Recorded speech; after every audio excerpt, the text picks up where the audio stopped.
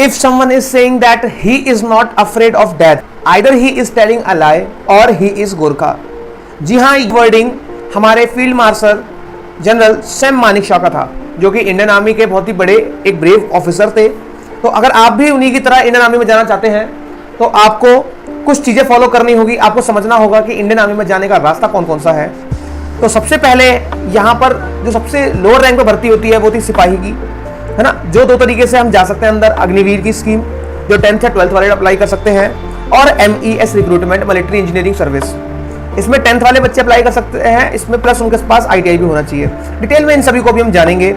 Officers की vacancy के लिए पहला आपके पास स्टेप है NDA, नहीं अगर हुआ तो CDS पे ट्राई कीजिए। इसके बाद आर्मी TES भी एक अच्छा ऑप्शन बन सकता है आपके लिए, और ACC की वैकेंसी जिसको बोलते हैं आर्मी कैडेट कॉलेज, ये भी एक अच्छी प्यारी वैकेंसी होती है।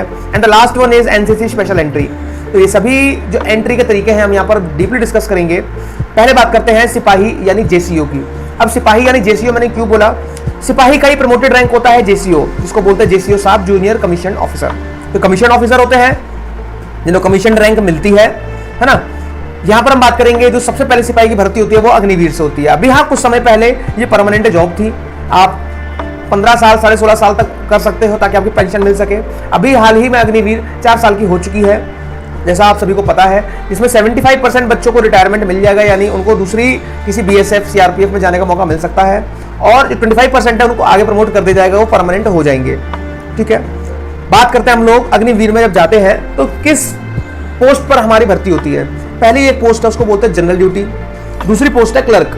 वैसे और सारी पोस्ट भी होती हैं, टेक्निकल पोस्ट भी होती है, लेकिन हमारा जो मेन है सबसे ज़्यादा जो वैकेंसी निकलती है वो जनरल ड्यूटी की निकलती है। तो जनरल ड्यूटी में कौन बच्चे अप्लाई कर सकते हैं, तो जनरल ड्यूटी में 10th पास वाले बच्चे अप्लाई कर सकते हैं, जिनकी मिनिमम एज 18 ईयर्स होनी चाहिए, और हाइट 170 सेंटीमीटर, कभी कभी 169 सेंटीमीटर वालों को भी ले लेते हैं। चेस्ट कम से कम आपका 77 सेंटीमीटर होना चाहिए, और 5 सेंटीमीटर मिनिमम एक्सपेंड होना चाहिए। 5 सेंटीमीटर चेस्ट आपका 5 सेंटीमीटर क्यों फुलवाते हैं वहाँ पर, ताकि वो आपके लंग्स चेक कर सकते हैं कि आप सही, आपके लंग्स सही काम कर रहे हैं या नहीं। बात करें अगर हम क्लर्क की, तो क्लर्क में के लिए आपको 12th पास होना जरूरी है, जिसमें आपके एग्रीगेट यानी 60% ओवरऑल परसेंटेज होना चाहिए मिनिमम। हाइट का इसमें कोई लोचा नहीं है, 165 सेंटीमीटर हाइट वाले बंदे भी चलेंगे। चेस्ट का सेम रूल है, 77 सेंटीमीटर मतलब 5 सेंटीमीटर फुलाना है। 5 सेंटीमीटर फुलाना हर जगह होता है मिनिमम, ठीक है। नहीं आपकी अगर चेस्ट है तो पुशअप मारो, सबसे बेस्ट ऑप्शन है। बात करें अगर हम सिलेक्शन प्रोसेस की, भैया सिलेक्शन कैसे होता है, तो जी पहले इनकी रनिंग होती है, और सबसे पता आपने सुना होगा आर्मी के चीते सबसे तेज दौड़ते हैं। 1.6 किलोमीटर यानी 1 मील की रनिंग होती है 5 मिनट 30 सेकंड। अगर आप भी इसकी GD की तैयारी या क्लर्क की तैयारी करना चाहते हो तो 5 मिनट 30 सेकंड का टारगेट कभी मत करना। इनका टारगेट अगर आप देखोगे तो 5 मिनट 440 ये टाइमिंग रहती है, तभी आप वहाँ पर रनिंग को क्लियर कर सकते हो। इसमें इसके बाद रनिंग के बाद क्या होता है, पुशअप्स होती हैं, पुलअप्स होती हैं। इन सभी प्रोसेस के बाद जिगजैग भी होता है। इन सभी प्रोसेस के बाद आप क्या देखेंगे कि इनका रिटर्न एग्जाम होगा और मेडिकल होता है। तो सबसे पहले इनका फिजिकल आता है, और अगर किसी बच्चे के पास NCC सर्टिफिकेट है तो उसका एग्जाम नहीं होता, उसकी रनिंग हो गई और डायरेक्ट मेडिकल होता है। तो ये एक तरीका है सिपाही में भर्ती होने का। अब जानेंगे हम लोग कि MES में आप कैसे जा सकते हैं, तो उसको मैं आपको मोटे तौर पर बता दूं। अगर आपके पास कोई डिप्लोमा है इंजीनियरिंग का, ITI का डिप्लोमा, तो MES की जो भर्ती निकलती है मिलिट्री इंजीनियरिंग सर्विस, उसमें आप अप्लाई कर सकते हो। उसकी भी एज क्राइटेरिया, हाइट क्राइटेरिया सभी कुछ सेम है, वो टाइम पर निकलती रहती है। आपको अगर नहीं पता तो आप MES रिक्रूटमेंट वेबसाइट पे डालेंगे गूगल पे, वहाँ पर आपको सारी भर्ती देखने को मिल जाएगी। अभी हम फटाफट बढ़ते हैं कि अब अगर देखो हर कोई चाहता है कि हमें ऑफिसर बनना है, तो ऑफिसर हम कैसे बन सकते हैं, हम वो यहाँ पर जानेंगे। ऑफिसर बनने के लिए सबसे पहली एक सबसे प्यारी वैकेंसी जिसने हर बच्चे ने सबने उसका नाम सुना है, उसका नाम है NDA। आजकल बालक भी जानता है NDA क्या होता है, नेशनल डिफेंस अकेडमी। ये अकेडमी है जो खड़गवासला में है, जो बच्चों को 4 साल की ट्रेनिंग देती है ना। 3 साल का JNU में डिग्री होती है, और फिर 1 साल का पूरा कोर्स रहता है। 1 साल IMA में कोर्स करते हैं। वो जो भी है वो हम लेटर वीडियो में डिस्कशन करेंगे। अभी हम समझते हैं अगर आप NDA में जाना चाहते हैं। NDA क्या है, एक अकेडमी जो ट्रेन करते हो ऑफिसर्स को। तो अगर आप इंडियन आर्मी का ऑफिसर बनना चाहते हो तो वहाँ पर आपको क्या करना पड़ेगा, आपको 12th पास होना ज़रूरी है। हाँ, आप 12th अपीयरिंग में भी फॉर्म डाल सकते हो, या मतलब कि आप अगर 12th कर रहे हो, आपका लास्ट ईयर है, लास्ट के 6 मंथ बचे हैं, तब जो वैकेंसी अगर आई है NDA की तब अप्लाई कर दो फटाफट। एज क्राइटेरिया इसमें होता है 15.5 टू 18.5 यानी 15.5 साल 18.5 साल तक की उम्र के बच्चे इसमें फॉर्म डाल सकते हैं। हाँ, अगर आप गूगल पर सर्च करेंगे तो आपको दिखाई पड़ेगा 16.5 टू 19.5। तो वो क्यों दिखाई देता है, वो बताता है कि भाई आपकी ज्वाइनिंग डेट ही होती है। तो अगर आप फॉर्म 15.5 में डालेंगे तो आपकी ज्वाइनिंग 1 साल बाद ही होती है। तो आप मान के चलिए 18.5 पर फॉर्म अप्लाई नहीं कर सकते हैं। 19.5 आपकी ज्वाइनिंग डेट के टाइम पर उम्र होनी चाहिए। 12th वाले बच्चे जो अपीयर कर रहे हैं, जो एग्जाम दे रहे हैं, वो अप्लाई कर सकते हैं, बट एसएसबी के टाइम पर जो इनका एग्जाम निकलने के बाद इंटरव्यू होता है, उस टाइम पर उनको अपनी डिग्री दिखानी पड़ेगी, जो भी अपना 12th का है वो दिखानी पड़ती है उनको। अब इसमें कौन से बच्चे अप्लाई कर सकते हैं कि केवल साइंस वाले बच्चे अप्लाई कर सकते हैं? साइंस वाले बच्चे ऐसा कुछ नहीं है, यहाँ पर यूपीएससी कंडक्ट करवाती है, तो आर्ट्स कॉमर्स साइंस सभी बच्चे इसमें अप्लाई कर सकते हैं, ठीक है। बट साइंस वाले बच्चों को थोड़ा फायदा ज़्यादा होता है क्योंकि इसमें सब्जेक्ट साइंस रिलेटेड ही आते हैं। सिलेबस में अगर आप देखोगे तो ज़्यादातर इसका जो पोर्शन है वो मैथ्स और गेट में डिवाइड है, ठीक है। मैथ्स और गेट, मैथ्स का क्वेश्चन जो आते हैं वो भी अच्छे खासा आते हैं, 120 क्वेश्चन होते हैं, और ऐसे ही जो गेट होता है उसमें 150 क्वेश्चन होते हैं। जनरल एबिलिटी टेस्ट, उसमें आपकी इंग्लिश भी होगी, उसमें आपकी फिजिक्स भी होगी, लो लेवल की केमिस्ट्री भी होगी, लगभग सभी सब्जेक्ट होते हैं उसमें। तो मैथ्स का जो पोर्शन है थोड़ा हार्ड पड़ता है, इसलिए साइंस वाले बच्चों को इसमें बेनिफिट मिल जाता है। तो अगर आप एनडीए में तैयारी करना चाहते हैं तो कोई अच्छे कोचिंग संस्थान से जुड़कर या आप सेल्फ स्टडी से यूट्यूब की हेल्प से भी बहुत अच्छी तैयारी कर सकते हैं और बहुत अच्छी जॉब है। बात करें कि भैया सिलेक्शन कैसा होता है इसमें, तो सिलेक्शन के लिए सबसे पहले आपको एग्जाम क्लियर करना पड़ेगा, नो डाउट, जो कि एक अच्छा खासा तगड़ा एग्जाम है जो यूपीएससी कंडक्ट करता है, तो समझ सकते हो आप हलवा नहीं है।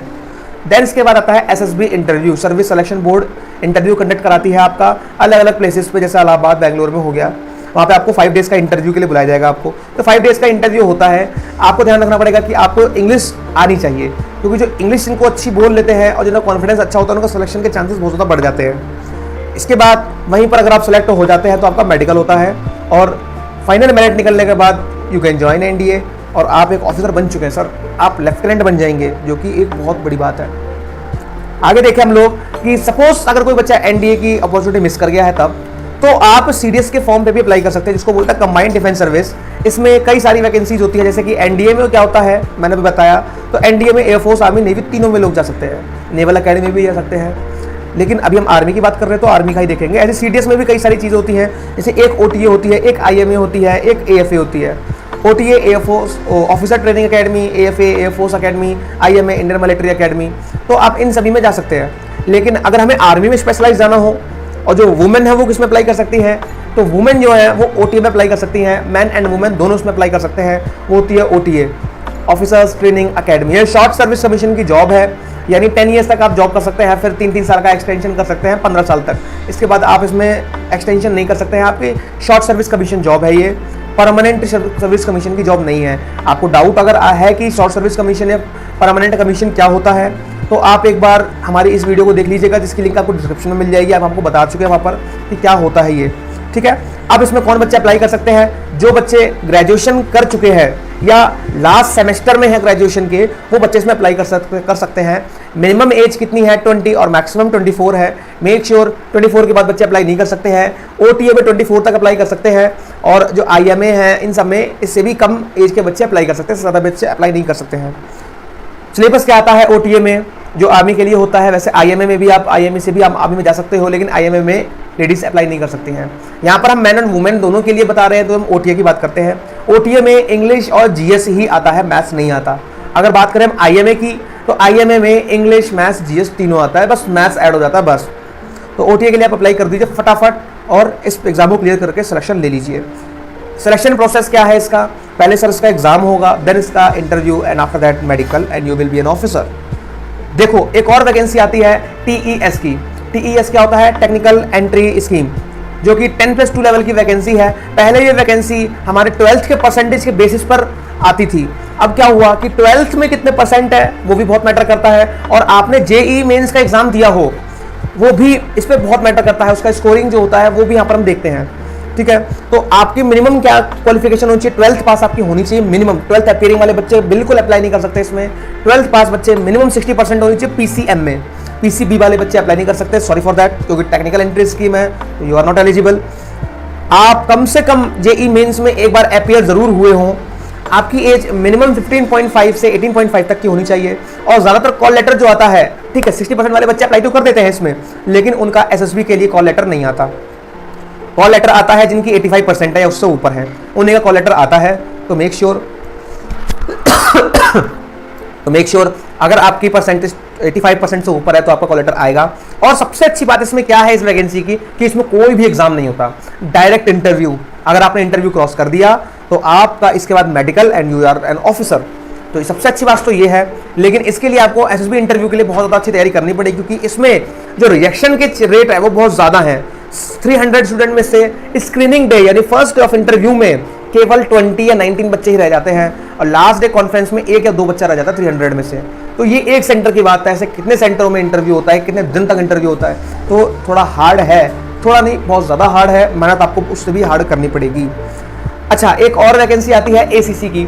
अब एसीसी क्या होता है, ज़्यादातर बच्चों ने नहीं सुना होगा, आर्मी कैडेट कॉलेज, क्योंकि नॉर्मल बच्चों के लिए एप्लीकेबल भी नहीं है, हम सिविलियन इसके लिए अप्लाई नहीं कर सकते हैं। जिन बच्चों ने 12th पास कर रखी हो और जो already Indian army, navy, air force के मेंबर हों, यानी वो एज अ सोल्जर वर्क कर रहे हों, किसी भी रैंक पर वर्क कर रहे हों, वो एसीसी के लिए अप्लाई कर सकते हैं। उनको अपने यूनिट से बात करनी होती है, ठीक है।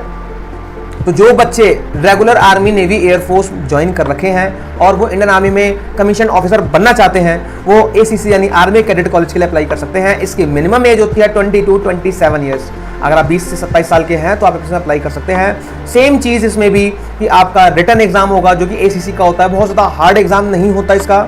हाँ, इंटरव्यू ऑलवेज भी हार्ड। एसएसबी का इंटरव्यू इस इंडिया का सबसे हार्ड इंटरव्यू होता है। आईएएस का इंटरव्यू की रैंकिंग एसएसबी के इंटरव्यू से बहुत लो है, ठीक है।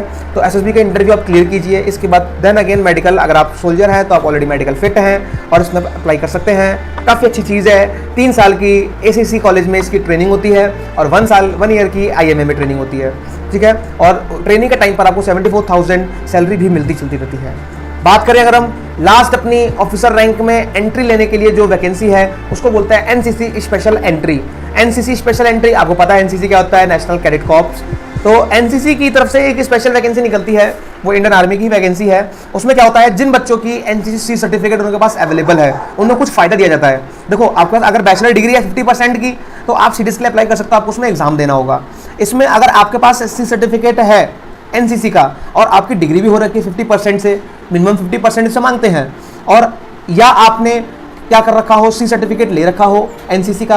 और ध्यान रखना है कि जो आपने सी सर्टिफिकेट लिया है वो आप मिनिमम बी ग्रेड से पास करे हुए हो, ऐसा नहीं सी ग्रेड हो उसमें या डी ग्रेड हो, ऐसा नहीं है, बी ग्रेड से पास करे हो, नहीं अच्छा स्कोर उसमें भी आपका होना चाहिए। और आपने मिनिमम 2 से 3 साल सीनियर डिवीजन या विंग कमांडर ऑफ एनसीसी आपने उसमें ज्वाइन कर रखा हो, सीनियर विंग ज्वाइन कर रखी हो आपने एनसीसी की 2 से 3 साल कम से कम। और जिन बच्चों की उम्र 19 से 25 की है, 19 से 25 तक के बीच की है, सी सर्टिफिकेट होल्डर हैं, वो इसके लिए अप्लाई कर सकते हैं। अच्छी बात यह है कि इसमें भी कोई एग्जाम नहीं होता। तो अगर आपके पास एनसीसी है तो सर आपका एग्जाम नहीं होगा, और अगर आपके पास एनसीसी नहीं है तो सर सीडीएस के लिए जाइए, आपका एग्जाम होगा। आपको एग्जाम क्लियर करना पड़ेगा, जो कि एक बहुत ही बड़ा बैरियर होता है आपको सिलेक्शन प्रोसेस के लिए। तो पूरा एक स्टेज इसमें गायब हो गई, आपका कोई रिटर्न एग्जाम नहीं होगा। एसएसबी के बाद डायरेक्ट मेडिकल। आप एनसीसी के बंदे हैं तो आप मेडिकल ऑलरेडी फिट हैं, फिजिकली ऑलरेडी फिट हैं, तो आप एसएसबी दीजिए और मेडिकल दीजिए। Now you are an officer. तो कैसी लगी आपको जानकारी? अगर आपको भी और भी जानकारी जॉब से रिलेटेड चाहिए या किसी भी प्रकार की इन्फॉर्मेशन चाहिए आपको अपनी लाइफ से लेकर, तो इस चैनल को सब्सक्राइब कर दीजिए। Thank you so much to watching this video. Have a nice day. Jai Hind to all of you.